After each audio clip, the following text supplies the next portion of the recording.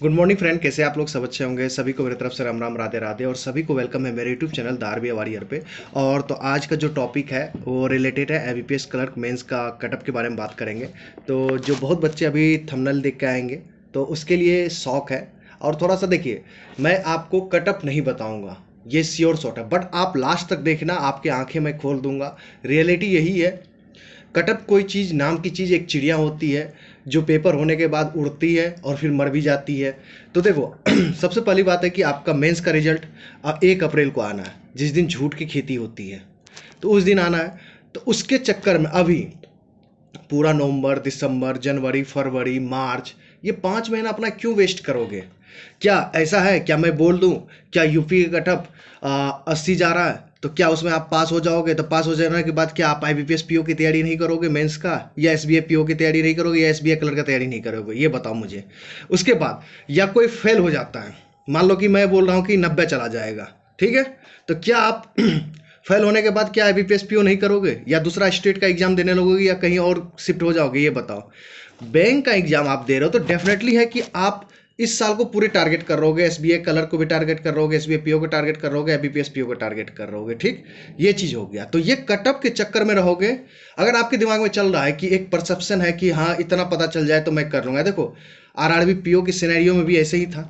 देखो सबसे पहली बात है कि कटअप यहाँ प्रिडिक्शन करना ना एक डिफिकल्ट टास्क है, मतलब बोलते ना इडियम से हरकुलेन टास्क, वो वाला सिनेरियो है यहाँ पे। आप बताओ, ये स्टेट वाइज कटअप जाती है और आपको पता है कि कितने सारे स्टेट हैं, इतने 30+ स्टेट है, तो आप कहाँ से जज कर सकते हो यार? और कहाँ पे कौन बच्चा कहाँ पे अप्लाई किया है? मैक्सिमम बच्चा मान लो गुजरात गया होगा, महाराष्ट्र गया होगा, बिहार के बच्चे यूपी गए होंगे, बहुत बच्चे छत्तीसगढ़ भी गए होंगे, बहुत बच्चे साउथ की तरफ भी मूव किए होंगे। तो ऐसे कैसे जज कर सकते हो कि हाँ इतना है, ये बच्चे यहाँ पे हैं? और अटेम्प्ट वेरिएशन देखते हो। अब देखो सिनेरियो में लास्ट ईयर के कंपेयर बताता हूँ, आप लोग गौर से सुनना, इस चीज को ध्यान रखना, ठीक है। देखो पिछले ईयर जो मैथ रीजनिंग आया था वो बनने लायक था, उसमें बच्चों के जो अटेम्प्ट हो रहे थे रीजनिंग में 28 हो रहे थे, 30 हो रहे थे, मैथ में भी 20 से 25 के बीच में हो रहे थे। बट इस साल देख रहे हो सिनेरियो चेंज हो गया है।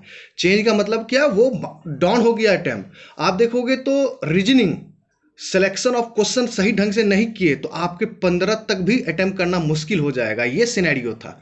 उसके अलावा जो रीजनिंग में, जैसे कि मैं बोलता हूँ कि बहुत अच्छा बच्चा है, मतलब वो उनका ना practice one of the best है, तो वो 1-2 ही% होता है जिसको कि क्रिटिकल रीजनिंग भी बन जाता है, पजल भी 1-2 बना के निकल लेता है। तो उस टाइप के बच्चे से रिजल्ट आपके कट ऑफ तय नहीं होता है, डिसाइड नहीं करता है वो लोग, ऑन एवरेज बच्चे पे डिसाइड होता है। तो आप एवरेज बच्चे को देखोगे तो अटेम्प्ट, मैं अभी बता रहा हूँ मैथ रीजनिंग का अटेम्प्ट आप देखोगे तो 35 से लेके 50 के बीच में हुआ है।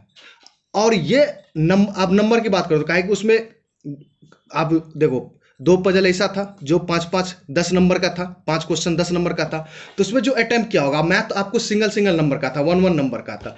तो उस 35 से 50 अटेम्प्ट करने के बावजूद भी उन लोग के नंबर 40 से 50 के बीच में ही पहुंच रहे हैं।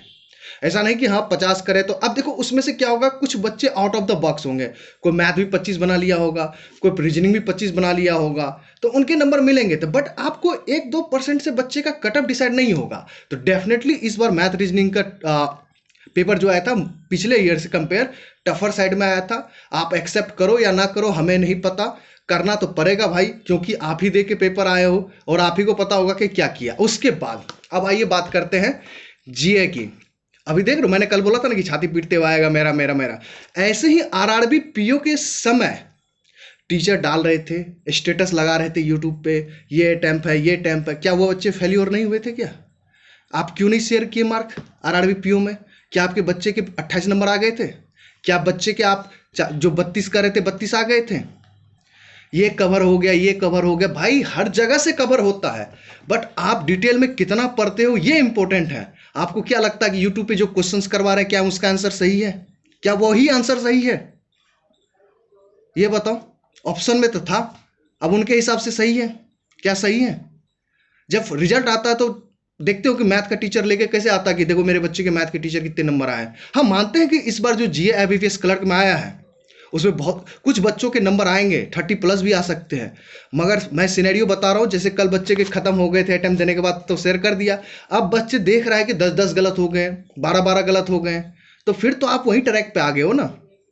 कि 36 बना रहे हो। मैं यहाँ तक हिपोक्रेसी देखो, हिपोक्रेसी देखो सर, मैंने आपसे 16 दिन देखा और मेरे 32 बन गए। अगर कोई आपसे पहले से देखता तो भाई पहले वाले बच्चे कहाँ चले गए ये तो बताओ, उसके तो लगाओ। आपके पास पहले वाला बच्चे तो होंगे, 50 के 50 तो बनने चाहिए ना। जब बच्चे 16 दिन वाले कर रहे हैं तो 50 दिन वाले बच्चे, 60 दिन वाले बच्चे तो भी होना चाहिए ना। जब 16 वाले बच्चे बोल रहे हैं 16 दिन मैंने करा, मैंने 32 क्वेश्चन बना, अगर पहले से कोई करता तो भाई पहले से तो कोई फॉलो कर रहा होगा ना। वैसे भी तो बच्चे होंगे तो वो तो 50 में 50 करके आए होंगे फिर, हाँ होगा ना। मेरे ये इस सेट से 35-70% कवर हो गया, ये कवर हो गया, वो कवर हो गया। समझते हैं कवर तो हर जगह से होगा, कहा अफेयर्स क्लाउड से नहीं आया क्या? क्या जो करंट अफेयर या इवेंट करंट अफेयर घटा है, क्या वो अभिजीत मिश्रा नहीं पढ़ाया या स्टडी IQ वाले नहीं पढ़ाया? पढ़ाया सब है। बट आप क्या करते हो ना, इन यूट्यूबर के चक्कर में फंस जाते हो। मैं देखता हूँ कि लास्ट जब टिप्स आती है ना 10 दिन की, तो मैं ये पढ़ रहा हूँ, ये पढ़ रहा हूँ, 4-5 सोर्सेस करंट अफेयर का बोल के आपको इतना कंफ्यूज कर देता है कि साला लगता है कि ये कर लूँ। इसी चक्कर में होता है कि आप ना मैथ पढ़ते हो ना रीजनिंग पढ़ते हो, सब गोबर गणेश कर देते हो। सबसे बड़ी बात है कि जीए इतना भी इजी नहीं आया था कि लोग वहां की 30+ कर रहे हैं।